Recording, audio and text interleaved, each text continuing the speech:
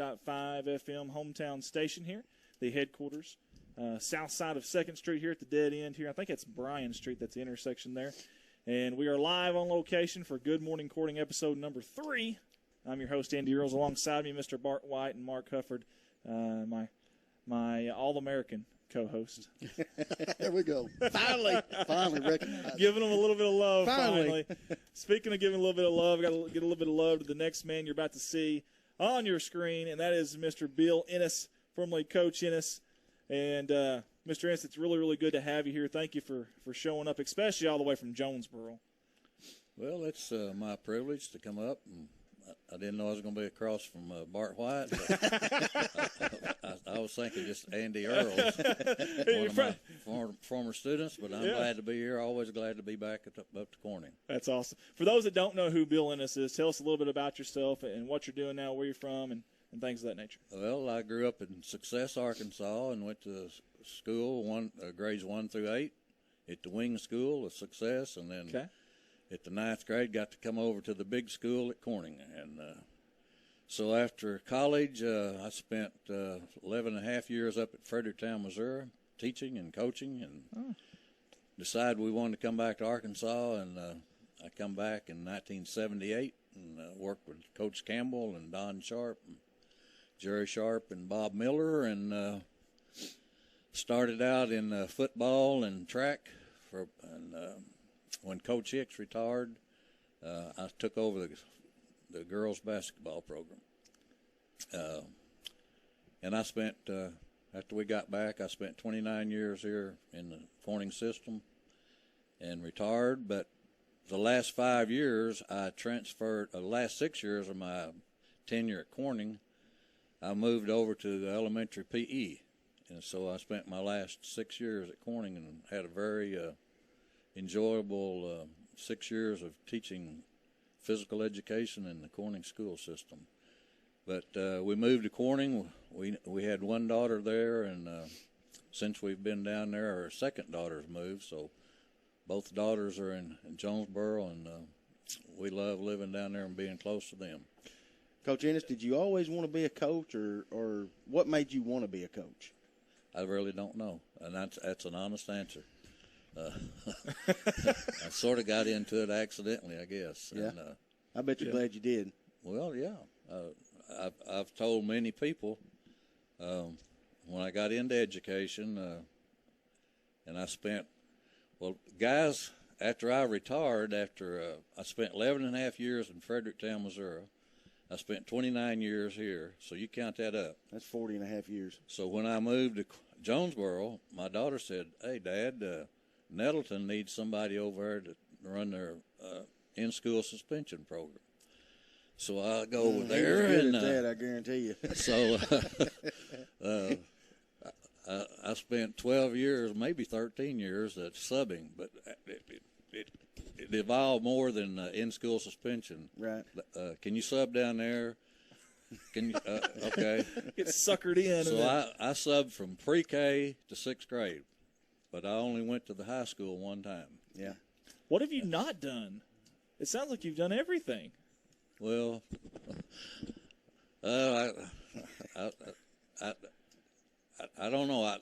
When I got to Jonesboro and subbed at the Nettleton School District, it was a good experience for me because diversity of kids, and I made a lot of friends with faculty, and even made a lot of friends with a lot of the kids. Yes, sir. So it was a good experience, and but I've been out 3 years now from subbing. Okay. Now we went back a little bit, but I want to know today what is Mr. Ennis doing these days? How are you enjoying retirement? Well, I stay pretty busy. Actually, my son-in-law bought a farm over by Imboden. Oh no! And we've been going over there and bush hogging, and we're going to make a hay farm out of it. Mark or David? Mark Haney. Yeah, Mark Haney. Mark Haney. Yeah. And they like to deer hunt. I'm not a deer hunter, but we've been getting place ready for deer hunting. But we're going to have a hay crop one of these days. Is that free labor? Sort of. But if he wants to go deer hunting, he can. Sort of free labor. But, if anybody else needs some work out there, no, I'm just kidding. I'm just kidding. but our Hey, kids do you have Class A CDL license? I'm going to need a driver next year. Well, I think I let it run. I think maybe when I got my last lesson, license, I think I might have let that go out. Oh, man. But, I drove school bus for a long time, and I thought, I don't need to do that. If he can drive school bus, he can drive fertilizer truck. I guarantee you can. Hey, Mr. Ennis, what all subjects did you teach at Corning?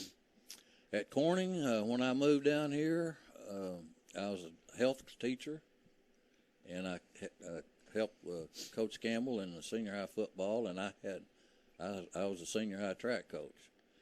Then after 6 years of that, like I said, Doyle Hicks, he wanted to get out of the coaching, and I took over the girls, and I coached them for 8 years. And then in the early 90s, our first granddaughter came, and my daughter lived up in Ohio, and my wife and I decided that I was going to get out of coaching, and I got out of coaching after 14 years here at Corning. And my remaining school time at Corning was 7th grade life science and health, and that was it. Now, you mentioned earlier you coached alongside Coach Don Campbell. Tell us a little bit about that time and your relationship also with Coach Campbell. Well, I'd been up at Fredericktown, and I've never played football. Some people may not know that, but I coached. You didn't have to tell us that. You could have just kept that a secret. I coached football at Fredericktown. I was in junior high, and I was also 1 year the freshman coach.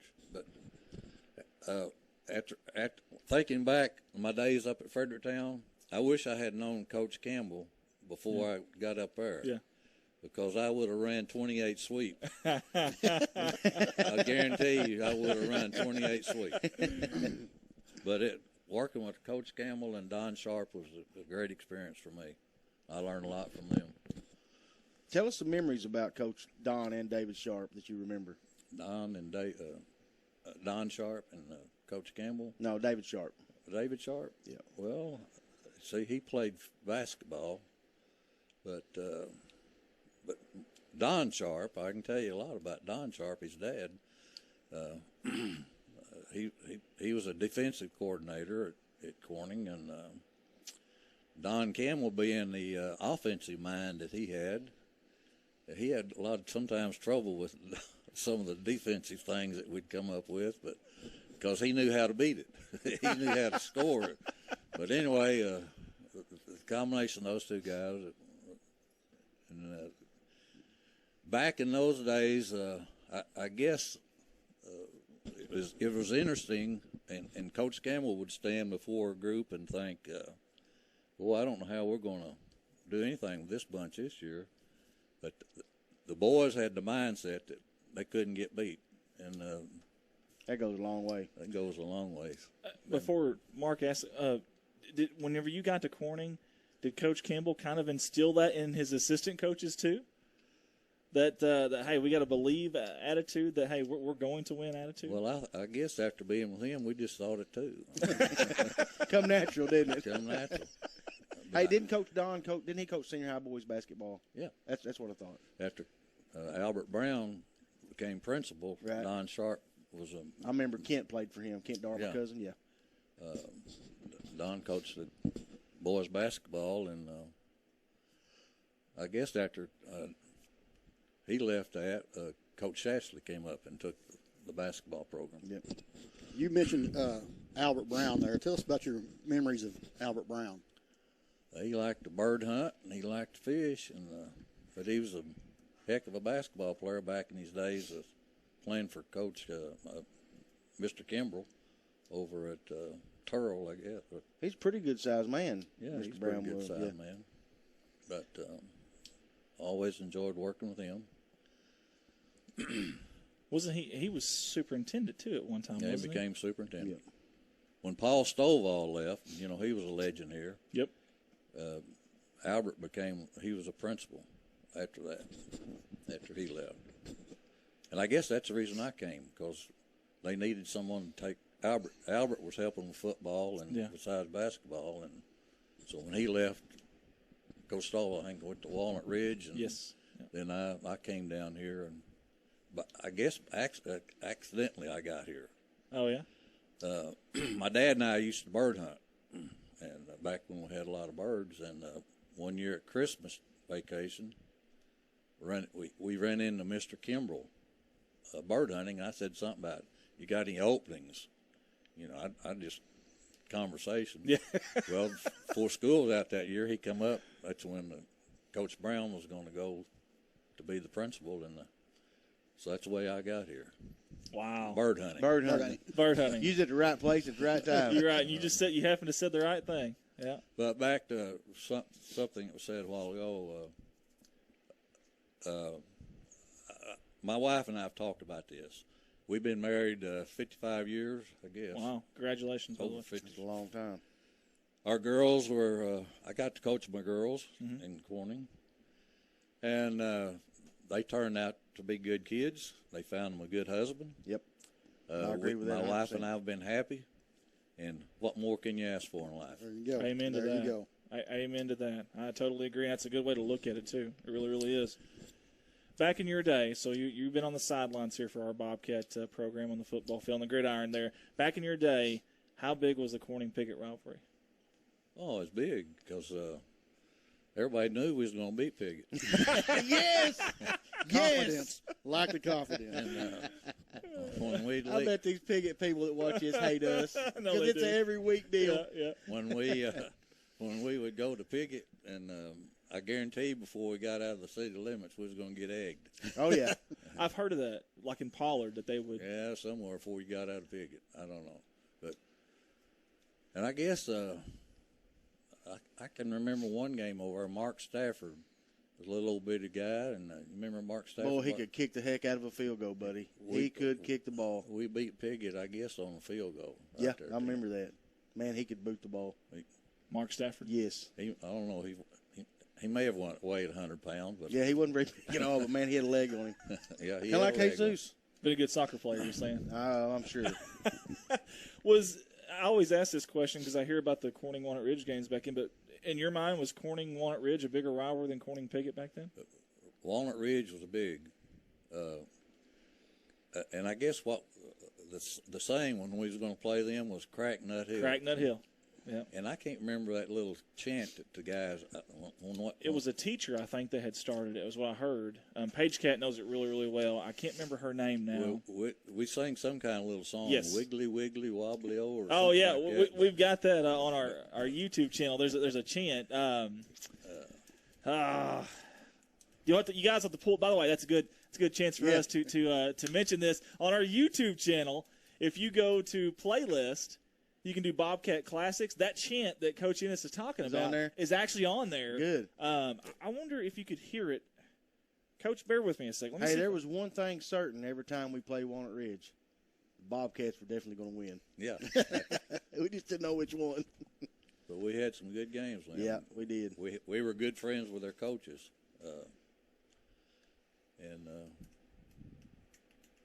I think I found it. I don't know how this is going to sound on the air, guys. We'll try it, man. Just bear with me. Maybe this will bring back some memories for you, though. We got to get to this darn ads, man. Oh, I know, always man. Ads. Here we go. Let's see if we can. This was at a some kind of meeting of some kind that was you a part of this meeting? I think it was maybe in That's Cabot Chris Campbell, ain't it? Or BB. It was Chris Campbell. I think a lot of people were there. I don't know if you were part of that or not, but let's see if they can get it going here so we can hear this chant that Coach Ennis is talking about. Maybe our boys can come out to this.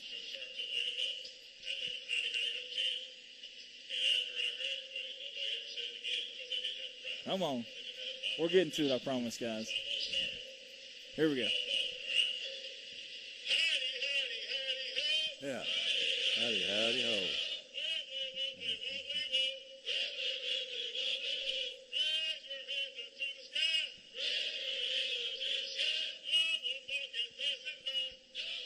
That's it.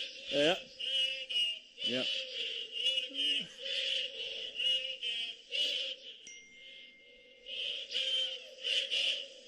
There you go. That's the chant you're talking about right there. You can get that on our YouTube channel, by the way.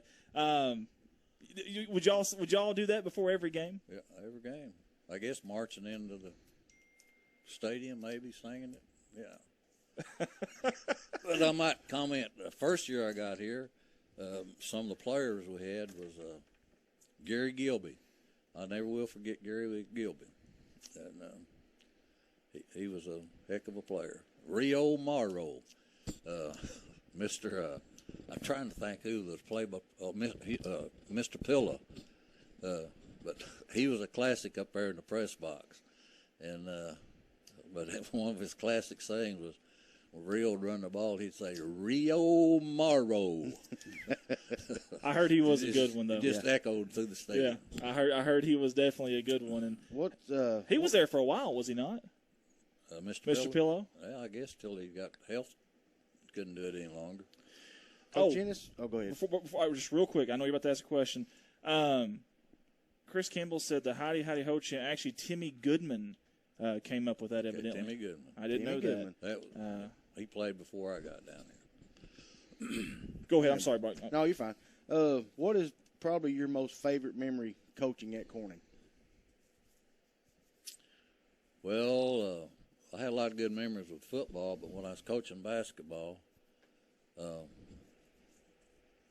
we had the district tournament at Corning. Walnut Ridge Paragould ranked number 2 in the state. Walnut Ridge ranked number 3 in the state. District tournament here at Corning. So we win our first game. I don't remember who it was, but we played Paragould, and we beat Paragould. I don't know how, but we beat them. I know I had Grace Cat. I was fixing to ask you if Grace was on there. I had Grace Cat. But anyway, and then in the finals of the district tournament, we were playing Walnut Ridge, and at the end of regulation time, I had the York girls, Julie and Jamie York, and one of them shot the ball, and it went around and around and around in the rim, and then come out. Oh. Or we'd have won. Oh, man. But I had a lot of good memories of the football program, too. Well, I mean, I think Mark was going to ask, but what was your best memory in football? Do you have a game that really stands out, that really sticks out above the rest? I don't know. We, like we said, with Walnut Ridge, we had a lot of great games. With Highland, with some of our, we had good friends over there coaching over at John Katrosh, and but we just had a lot of great games. It's hard to pick out one. What was the fan base like back then? Like what was the I don't know, the mood around town with football program and stuff? Obviously, that was kind of the heydays there.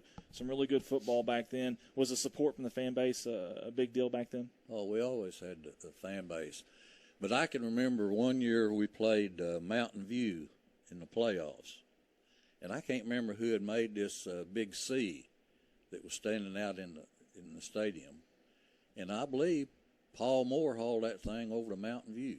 It just is a big C. Yeah. Out of wood. Oh, that's cool. I'm thinking I got that right, but man, I know you asked that's about cool. the fan base, man. When I was in high school from 7th grade on, basketball, football, you name it, the bleachers were always packed. I mean, all the time. Yeah. Yeah, it was, and it was the same way with us too. We were very, very fortunate. We had a really, really good following. So there was I got to go back to that. I have to go back to that. So there was a big wooden C.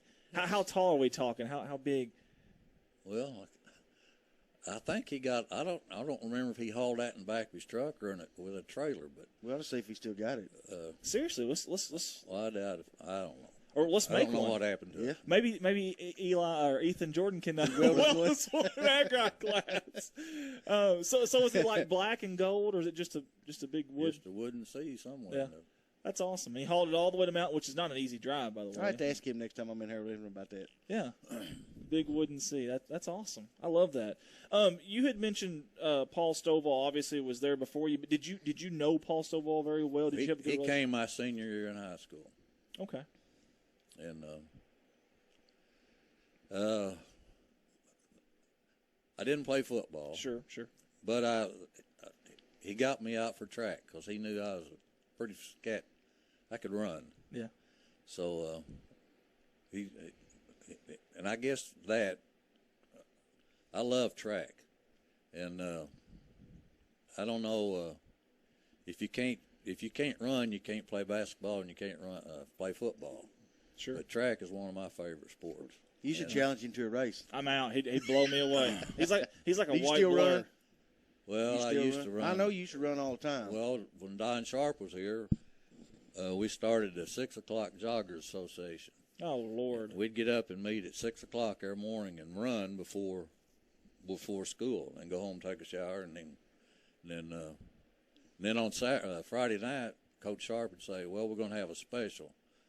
Well, we'd either go out to Corning Y or up State Line or somewhere and run back. Wow. But one day he said, after we hadn't been running very long, and he said, "We're going to go for Success and run back." So Dickie Walls asked Dickie Walls about it. Jerry Sharp and Bob Miller and I don't know how many of us went over Success. We run back to Corning one Saturday morning.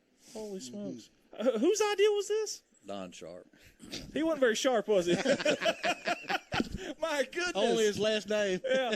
So let me ask you this. Who all was a part of that? Was it like all the coaching staff? Or Just anybody that wanted to run. But we had a pretty good group. Really? And we got to running 5Ks.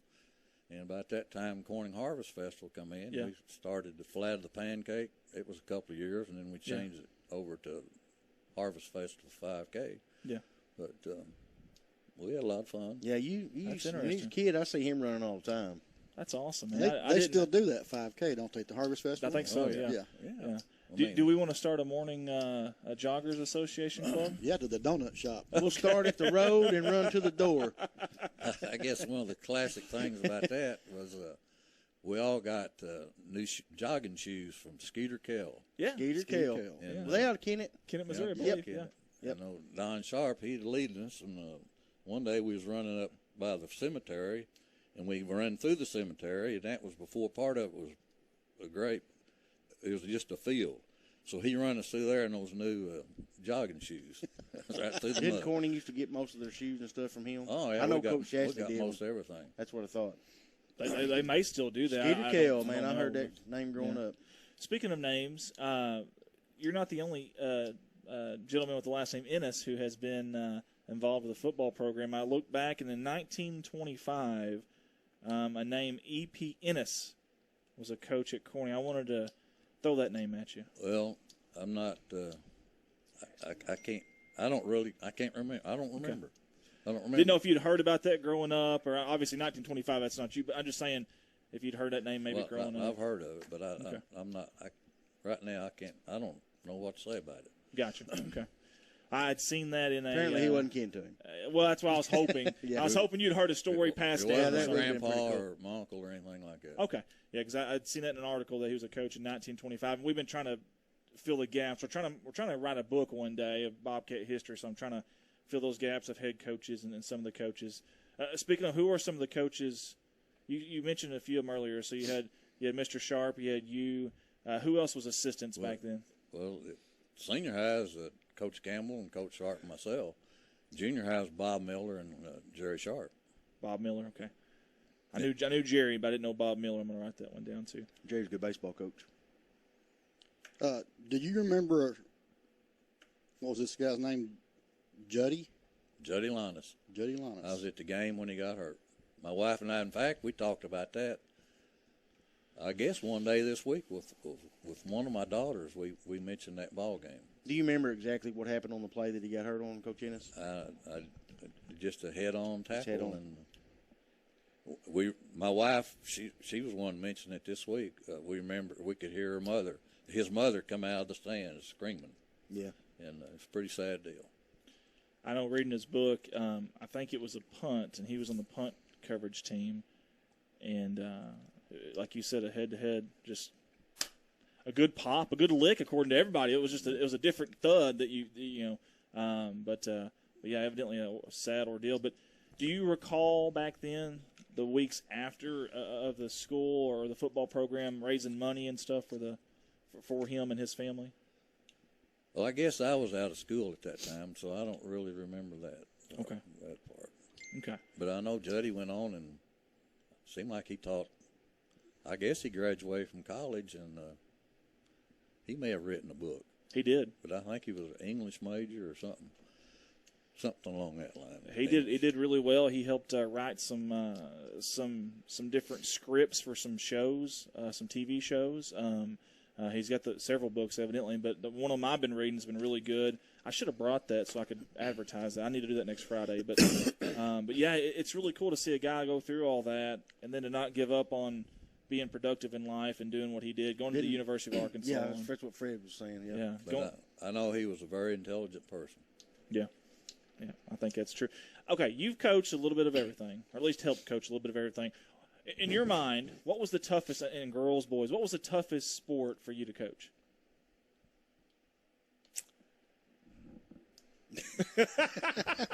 Well, coaching boys and girls is different. Oh, yeah. Totally. It's totally different, in my opinion. So girls track was your toughest to coach? Is that what you're trying to tell us? But it seemed like boys, they get irritated at each other, or maybe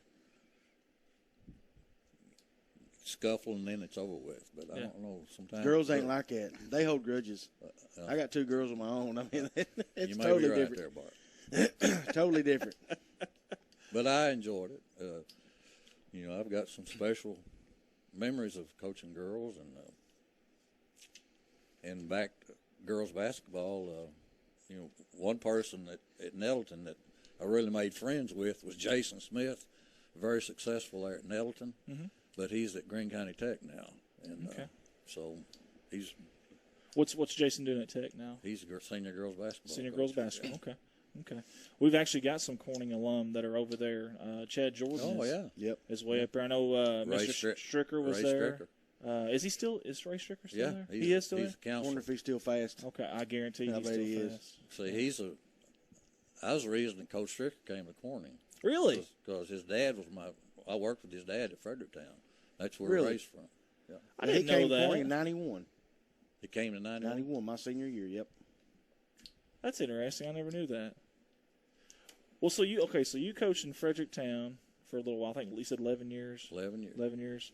What was the biggest difference from coaching in Fredericktown, Missouri, to coaching in Corning, Arkansas?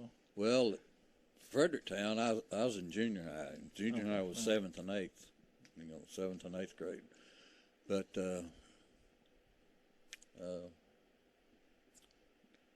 Fredericktown at one time was a big football school. But when I was there, basketball was king. And, in fact, we went to state tournament one year and got beat in the finals. But it was big time. But anyway, it was a good school, and I enjoyed being up there. And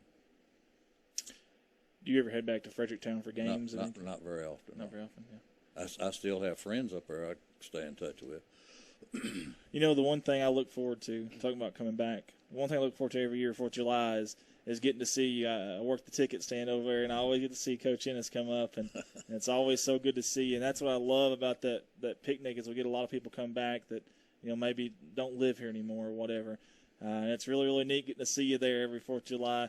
What was your memories of the 4th of July back in was it 78 you started? So what was the 4th of July back then, the picnic? Well, let me say what it was when I was growing up. Okay. It was a big deal every year because that was the only thing going on. But we were used to mosquitoes, and we were used to not having AC, air conditioning. And being 100 degrees. But it was just a big deal back. You hated to leave. You didn't want to leave the picnic. Did they have a lot of rides back then Oh, when my you were goodness. kids? Well, one ride I remember that little old whirl and Tilt-a-whirl. stayed out there for years. Yeah. But I guess gradually they got a few more bigger ones. But Like on Six Flags. Yeah. Do you remember at any time them having, whether they gave rides or it was just there for looks, a big hot air balloon for the 4th of July picnic? no, I don't remember that. We seen that in an article the other day. And I don't know. It didn't say the year, and I couldn't find the year. But there was a big hot air balloon there for the 4th of July picnic. I don't know if they're like giving rides or something. I don't know. I don't remember anything about a hot air balloon. Okay. Didn't know if maybe you had some information on that for us or not. But if I ever got in a hot air balloon, I'd want to have a rope attached exactly. to it. My wife's always she wants to ride hot air balloons. So we was coming back. I think we might have drove to Harrison. Yeah. Just for her to, but it was one of those with the rope. And I thought, man, that ain't no fun. I mean, if you're going to ride a hot air balloon, go. No, I think I'm out. I'm with Coach Ennis on this one. I'm out on that. My luck, it'd go California or something like that. Yeah. Well, I probably wouldn't have to worry about it as I weigh so much. I probably passed the weight limit, and we're good. So it ain't getting up in the air anyways. We really do appreciate your time. Coming from Jonesboro, first of all, when I asked you that, you didn't even hesitate. You said yeah, and you pretty much what time, when, and where, and that means a lot to me. Me personally, you were a big influence on me growing up. I always looked at you like a role model, honestly. I've always heard the stories growing up about you, Coach, and stuff like that, but you were really, really good to me, and you held me accountable at an age where, I needed that. I really did. I know we talked a lot about your coaching stuff, but your teaching, I want to say thank you for that. And I joked earlier about, I remember I think my grade was suffering in there or something. I did something wrong, and of course, you'd mentioned it to Dad, and man, Dad lit me up. I'm like, son of a gun! Why couldn't he keep that to himself? But I'm glad you did, though. I really am, and I'm glad that like I said, you held me accountable, and I feel like I'm a better person today because of you. And I feel like a lot of people probably feel the same way. Well, even though he got on to me a lot, we can't imagine. I've always had the utmost respect for Coach Ennis. I mean, I've been around him all my life. Went to church with him. I was at all the basketball games. I mean, I've known him since I was a little kid, and you can't beat him. You can't beat Coach Ennis. Well, I appreciate that from all of you, and I hadn't really got to know you, but I'm glad to be here today. But your family was a great part of my life. Well, anyway, your Aunt Sheila and my wife are first cousins. Yep. So we had a connection through that family, and then Andy, but both of you, I appreciate you guys and the things that you're doing now out at Farm Service, and I'm so glad that you got that. Thank you. You got that. And I appreciate Andy, it. I'm so proud of you being up there in Poplar Bluff selling all those vehicles and doing what you're doing for Corning. I'm a homebody, and Corning is my home, even though. Yeah. Do you tune into us on Friday nights? Well, I don't guess I can get you down there, but yeah. All you do is get on your computer or your phone, go to YouTube, and type in Corning Sports. I'm a little bit like Coach Walls over there. Oh God, here we go. I'm not really. Here we go. Technological. Well, get one of your kids over there to get you set up where you can watch us. Did you stop in on the way in and maybe knock on a window? No, I know he's in bed. Hey, this ain't no joke. That day we had him here, as soon as he left, I left right behind him, and he said, "Oh, he forgot his shirt." I literally got in my truck, pulled in, and he was already back in his pajamas. No joke. He had a white V-neck T-shirt with the sleeves cut out and pajama pants. That is awesome. Oh, I love it. I love Coach Walls. Yeah, he's a good one, that's for sure. He is. He definitely is. We all definitely respect him, just like we respect you. Do you have any last things that you want to mention before you get off here? Well, I've enjoyed this. Yeah, we did too. I enjoyed listening to two high school boys, and it's just again, I'm a homebody. I love coming up here for whatever. For years, I came to Mr. Richard Richardson, dentist, and he's gone. He's gone now too. I'm lost. That's where my wife knows you from there. She worked there right before he closed. Nicole. Okay. Yeah. Yeah. She used to play basketball at Delaplane. Yeah, I remember talking. Yeah. About it. Okay. Coach, do you have an iPad or a tablet? My wife does. Well, I'm going to get a hold of one of your daughters. Yeah. And have them a smart TV. If he's got a smart TV. Yeah, you got a smart TV? Yeah. Yeah. I'm going to get a hold of one of your daughters and have them come over there and get you on the game so you can watch us on Friday nights. Yeah. You get to listen to this knuckle. Believe it or not, he's a color analyst. Will you believe that? Bart, I know that's what I said. Hey, I love it. I love it. I enjoy it. But I tell you, my grandsons played at Nettleton.